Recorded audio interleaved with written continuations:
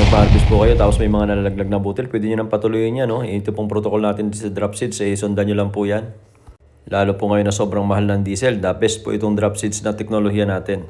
Marami lang po tingnan sa una yan, pero pag marunong po kayo mag-control ng damo, nalusaw nyo yung mga diamine at na-convert nyo into fertilizer, ay gaganda rin po yan. Baka mas maganda pa doon sa mga nagsasabog na malinis yung pagkakalan preparation.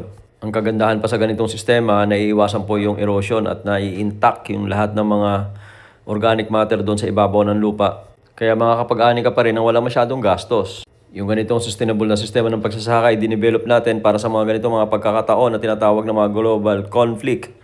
Apektado ang lahat ng presyo ng mga produkto na inaangkat natin, kagaya ng gasolina, diesel at saka itong mga abono, at least makakapagsaka pa rin tayo kahit na wala tayong inaasahan sa outside source. Ito yung tinatawag na tunay na solusyon sa sustainable na system ng pagsasaka para sa food security ng isang bansa.